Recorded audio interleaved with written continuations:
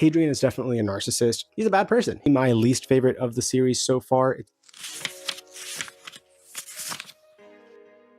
I like books. What's up? New month, new background. I kind of sporadically did this the other day, and it's like 5 days later, and my room is still just a wreck, but at least I have some room to move around now. This is very nice. I like it. I had a fantastic month. I read 6 books, once again, a little bit shorter this time, no Wind and Truths, but we'll get into it. You'll see. You'll see what I read. Recaps outside of reading real quick. I got some travel booked, so I won't talk about everything yet until it's closer, but basically in July, I'm going to be moving all my stuff to Japan, so I got to figure that out and get rid of a bunch of books. That's finally booked, and I'm so excited for that. So as we get closer, you'll see more videos relating to that and more videos in Japan and wherever else I travel. I know. You'll know later. My last monthly recap for January did really well for some reason. I got over 1,000 views, which is just crazy for me. Probably because of the clickbaity title that said Red Rising is the worst book I've ever read. It is. I don't expect this one to do so well, but it did motivate me. I got 2 more videos out in February, and I'm getting more consistent. It's getting easier. I'm having a lot of fun, so we should be seeing some more in March. I'm hoping to do 1 a week. That's really most of it for the non-reading updates, so let's get into the books. I wanted to read 1 nonfiction book every month this year. I failed that in January. I did not finish one. So in February, I went ahead and just picked up Show Your Work. Pretty good. It's definitely geared towards creatives and like artists, musicians, just different people who have artwork that they want to get out there. And it's saying, don't just put your artwork out there, show your process, bring people along with you, try and engage and create a community. Surround yourself with people who do the same kind of thing you do and can help you, and you can help. I gave it 3 stars because it didn't get super deep, I think, but I feel the same way about this as I do about a lot of self-help stuff, where a lot of them are just extended articles or lists of tips, and it's stuff you already know. But to sit down and actually focus on that for, a few days, a week, whatever, how long it takes you to read it, and think about it more than just if you watched a video about it, usually that helps me apply it more. I've watched so many videos on how to be productive and read so many articles on how to be productive, but the stuff that actually sticks with me is the stuff from the books that I've read. For the fiction reads, I started off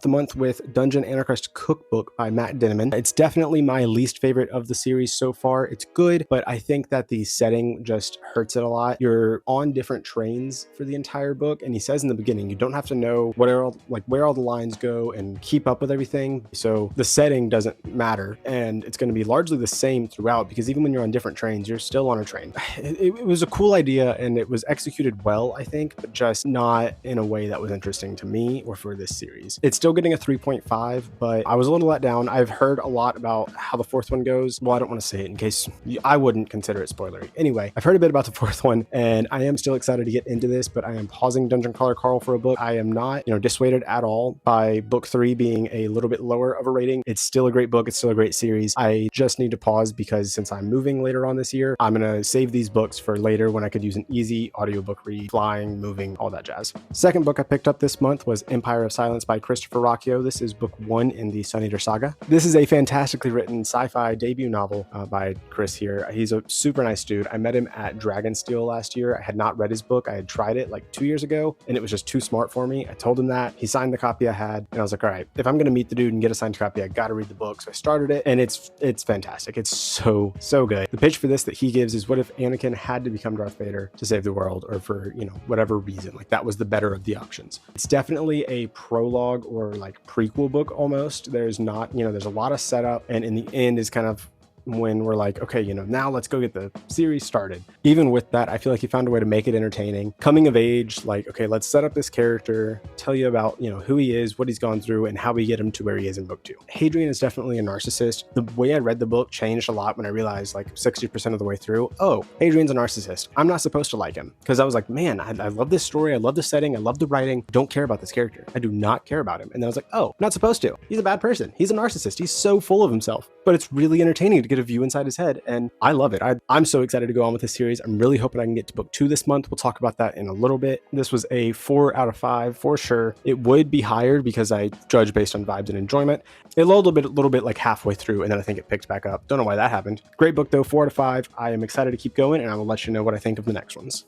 The rest of my TBR was taken over by Ryan Cahill, and that started with Of Blood and Fire. I tried The Fall. I know some people say you should read it first. I tried that in January, DNF'd halfway through because I just don't care about short stories, and I don't like novellas that aren't set, in the same area as our main books with our same characters, right? Ryan Cahill's are good. I just got really burned on those Stormlight ones. I got some beef with Stormlight novellas. Of Blood and Fire is also a debut novel. It's a fantastic debut. It's definitely Aragon for adults. We did it with the Tutor Ramble Patreon book club. I might have already said that. I don't know. But a bunch of people in there actually were kind of harsh on it. I loved it. Like I just said, I had vibes and enjoyment. I was having a fun time with it. It felt amateurish, sure. But in talking to him, he said he wrote it in 6 months and put it out. And I think that is fantastic. And some people say, oh, but you need to go, fix it and do this. I just went on a little rant there. In the call, I got to talk to him for a bit, and that's kind of what I talked about was like, what was your time frame and what's your opinion on putting work out there versus trying to get the perfect piece of work? He also liked my Mylar wraps, by the way. I was kind of sucking up to him a little bit and put my books on the table when we were talking, and he stopped to point that out. I said it's Aragon, but I didn't mention it's Dragon Rider. I'm really bad at summarizing what these books are about, but right now I'm reading a lot of BookTube darlings, so you probably know about them. And why are you here? I need to stop saying that. I'm going to drive people away. But great book one. That one was a 4 out of 5, by the way. I think I've been throwing my ratings up for all these. Next up is The Fall, also by Ryan Cahill. It's the novella that can come before or after Of Blood and Fire. The reason I have my finger in there is just because it's signed.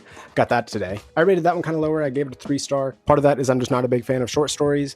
The actual setting of it being separate from our main book didn't really affect it. I was quite a big fan. I'm liking Ryan Cahill's writing so far. It's a very big world. I definitely thought it was like one story because it's only 80 pages. So I thought it was one story all the way through. It's 4 stories that are kind of interconnected. So it's really hard for me to get attached to a character in 20 pages. And I think what he did with the amount of pages that he had was great, but it really, in my opinion, it really would have worked better as 4 interludes, like a prologue, 2 interludes, and then an epilogue in Of Blood and Fire or something like that. But hey, something like it worked. Obviously, it's working for the guy. He's doing great. The books are great. The series is amazing. That one might have been a little lower. Maybe that's just me, but let's keep going. Last one I got to this month was book 2 in that series of Darkness and Light. I don't know if I said the name, but it's called Bound and the Broken. Go read it. This one picked up and was just like, I already liked the first book so much. This one picked up and just did everything twice as good, at least. I can't be real, too spoilery. The action just starts on page 1 and doesn't let up. It just keeps going. The second half of the book does slow down a tiny bit. Like in the very end, it picks up, but there was probably 75% of the way through it slows down. Of course, it's got to. Books have to. I was also going through like a mini slump of just getting busy, not having time to sit down and read, and only being able to do audiobooks for the past week. So I just got through a few chapters a day of this. So maybe without that it would be higher, but as we like to say, vibes and enjoyment. I loved it still. It's a 4-star. It's a hard 4-star though. That sounds weird, but it's not tied with Of Blood and Fire, but they're both 4-star. I think Of Blood and Fire set out to do what it wanted really well, and this is an even better book, but I don't feel comfortable giving it more than a 4-star. I still was a little bored.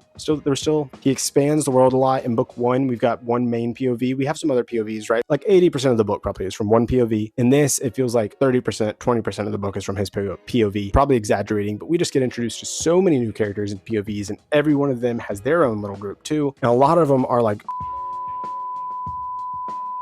I don't actually, never mind. Can't say that. So I think he got a little too big, just a little too fast. I just feel like some of those POVs maybe should have been introduced in book 3. I know that one of them that got introduced, I was very confused about because like his first chapter, it just pops us in like we know him. And I'm like, who is this guy? And then it goes to chapter 2 and I'm thinking, man, I got to go back. I have to have missed something. So I go to the recap and that he put on his website. No, I didn't miss anything. He just throws them in there. I know that the novella I'm about to get is his backstory. So I'm excited about that and to learn more about him. But I do feel like he got a little bit unruly there with just how big he gets and how many people he throws in. It's getting a bit hard to keep track with it. Calm down, Ryan. Book of the month this month is going to be that was bad. That was weird. That was dumb. I'm dumb. Empire of Silence by Christopher Ruochhio was my book of the month this month in February. So that makes Other Lands, City of Golden Shadow my book of the month for January, and Empire of Silence by Christopher Ruochhio my book of the month for February. Interesting. We're on a bit of a sci-fi trend lately. Fantasy is typically more my genre, but Other Land is kind of sci-fi, sci-fantasy.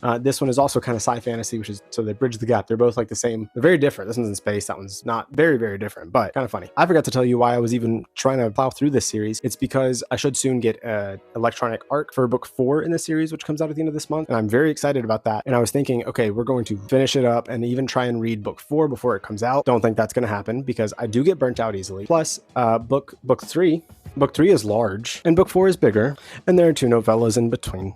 So I don't think that's going to get finished by the end of March. I need a break from all this fantasy stuff, so I think I'm going to read some fiction. And that brings me to my mark. This is a little shelf that my Japan shelf. So I've got some like magazines I was in, and then Japanese. Wow, I missed that completely, not looking. And then just Japanese books, like translated books that I want to get to. So I'm going to take March to try and get into more Japanese fiction. 3 or 4 of those are probably going to get read this month. I don't know which yet. I'll also be starting Don Quixote. This is the only classic I've actually ever had an interest in. It is also massive. I've got like a bunch of 1,000-page books on my TBR right now. That's great. So this one is going to be a multi-month read. So we'll probably try and get like 300, 500 pages in this month. We'll see what I talk about when I talk about Running by Haruki Murakami. Very excited to get into it. It's very short, only 150 pages. I'm actually not much of a runner, but I like seeing how other people's minds work. So I want to read this one. Mickey 7 is definitely getting read next week. Movie comes out next Friday. I'd wanted to read it since I heard there was going to be a movie and still haven't. So we're going to get it in at the last minute. And The Exile is a for sure read. I'm not sure if I'm going to go on to A War and Ruin. I might need a break after this. I'm very curious about that character's backstory, and I just want to give myself the best chance I got to get to book 4 as soon as possible. Obviously, Don Quixote is the exception, but since most of the books I'm reading this month are pretty small, I'm going to try and get to some others, some book 2s in series I need to continue on. That'd be Otherland, River of Blue Fire. What else? Trials of Empire. That's a book 3, but